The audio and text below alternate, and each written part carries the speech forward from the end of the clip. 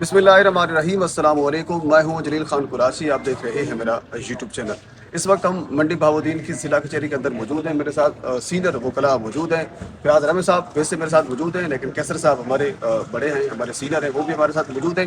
ان کی بھرپور کوششوں سے آج ایک مرتبہ پھر بادل بابو سے ملاقات کروائی گئی، اور ملاقات کے اندر بڑے بڑے سرپرائزز ہیں، بڑی بڑی چیزیں ہیں، وہ رامے صاحب آپ کو بتائیں گے۔ کیسر صاحب، سب سے پہلے آپ کا بہت شکریہ، آپ نے یہ کوشش کی، اور آپ کو یہ کیا ممکن کب تک لگتا ہے کہ ان کی رہائی ممکن ہو پائے گی؟ ویسے عام طور کے لیے عام پرسیپشن یہ ہے کہ جو فارنر یا پاکستان کی سیکورٹی بریچ کر کے جو بندہ پاکستان کے اندر آتا ہے تو اس کے لیے پاکستان کے سخت قوانین موجود ہیں۔ ایون کہ ویڈیو کال کا تو تصور ہی پیدا نہیں ہو رہا تھا، لیکن آج آپ نے اس چیز کو ممکن بھی بنوایا۔ پاکستان کی عدالتوں سے کورٹ نے اس چیز کے اوپر آرڈر دیا۔ اس کے بعد ایک طویل ایک ویڈیو کال بھی کروائی گئی۔ ان کے والدین، میں وہاں پہ موجود تھا، وہ بڑے خوش ہو رہے تھے، اور یہ آپ کی جدوجہد کوشش ہے، ہم اس کو سلام کرتے ہیں۔ تو آپ اس کی رہائی کے حوالے سے کیا کہنا چاہیں گے، کب تک ممکن ہو پائے گی؟ جیسا کہ آپ نے سوال کیا ہے کہ پاکستان کے قوانین بہت سخت ہیں، تھوڑا سا میرے زور سے۔ اس حوالے سے واقعی بات آپ ٹھیک کر رہے ہیں، قوانین سخت ہیں، لیکن اس کے ساتھ ساتھ جو ہماری کورٹس ہیں نا، وہ فنڈامنٹل رائٹس بھی وہ پرووائڈ کرنے میں وہ نمایاں کردار ادا کرتی ہیں، اور اس میں یہ اس کا فنڈامنٹل رائٹس تھا، کیونکہ جو اپرنٹلی جو اب تک جو بات آئی ہے کہ اس نے نا والدین کو بغیر بتائے تو یہ وہاں سے یہ مس ہو گیا، اور ازاں بعد پتہ چلا کہ یہ پاکستان میں آ چکا ہے، تو بغیر سفری دستاویزات کے اس نے ٹریول کیا ہے۔ اپرنٹلی تو یہی آیا ہے، آپ دیکھیں ٹرائل میں کیا ثابت ہوتا ہے۔ یہ بات تو پراسیکیوشن نے اب ثابت کرنی ہے کہ ٹرائل میں کیا ثابت ہوا ہے، جو چلان پرسنٹ۔ دوسری بات یہ ہے کہ جو آپ کہہ رہے ہیں کہ اس حوالے سے کہ فردر پروسیڈنگ جو ٹرائل کب تک کنکلوڈ ہو، اس میں الٹیمیٹلی جج صاحب کے جو ویوز ہیں وہ یہ ہیں کہ یہ جلدی سے جلدی کنکلوڈ ہو، کیونکہ وہ اس کو نا اس کیس کو اسپیشل لے رہے ہیں کہ یہ جلدی کنکلوڈ ہو۔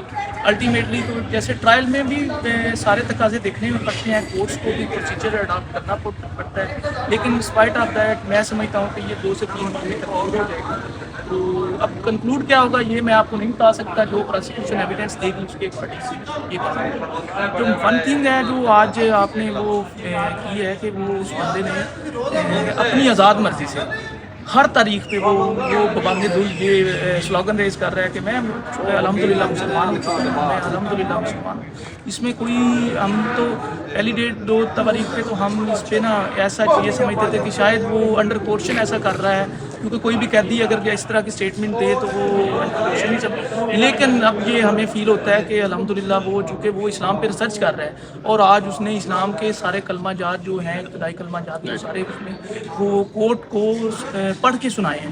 میں نہیں سمجھتا کہ ایک ریگولر مسلم بھی وہ ایز سچ اسلام کا پابند ہو جیسے وہ اسلام کا پابند ہو۔ جی بالکل، کیسر صاحب ہمارے ساتھ موجود تھے، فیاض احمد صاحب بھی ہمارے ساتھ موجود تھے۔ سر، بہت سے سرپرائزز ہیں، کوئی ایک آدھا تو کم از کم ہو جائے۔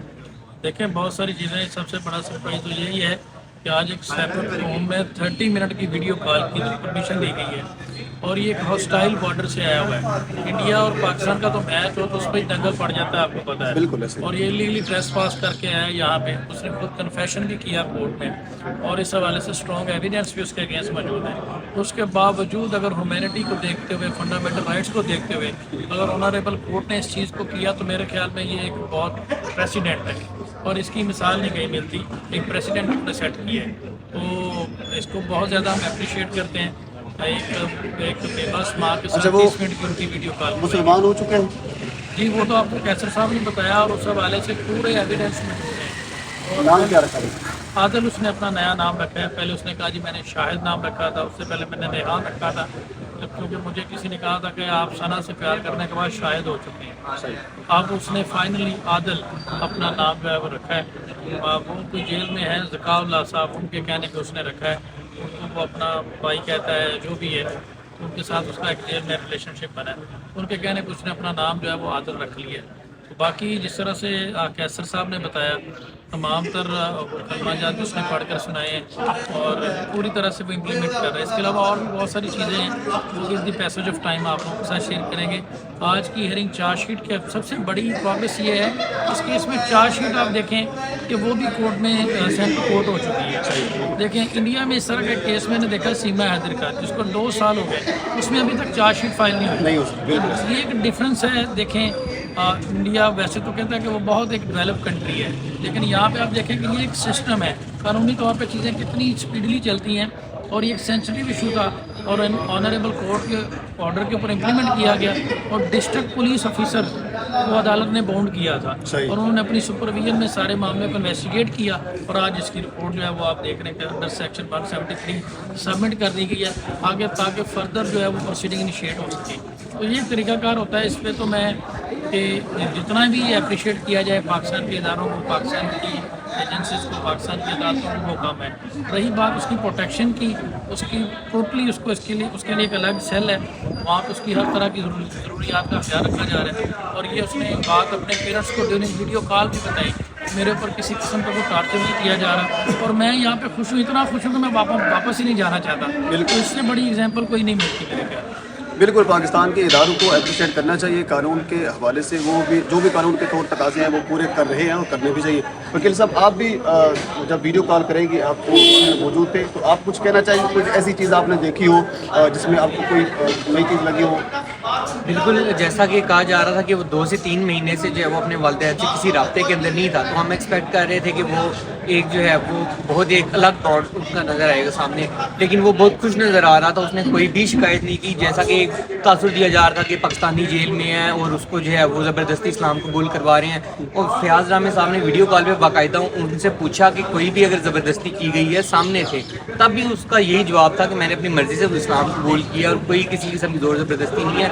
और माशाल्लाह उसने कलमे भी हमें पढ़ के सुनाए हैं। तो ये मैं कहता हूँ कि पाकिस्तान के सिस्टम की एक जीत है यहाँ पर कि जेल के अंदर जैसा हमें सुनने में मिलता है ऐसा कुछ नहीं है, और वो बहुत खुश है और वो चाह रहा है कि रमज़ान के अंदर रोज़े भी रखना चाहता है। ये उसने जज साहब के सामने खुद इकरार किया।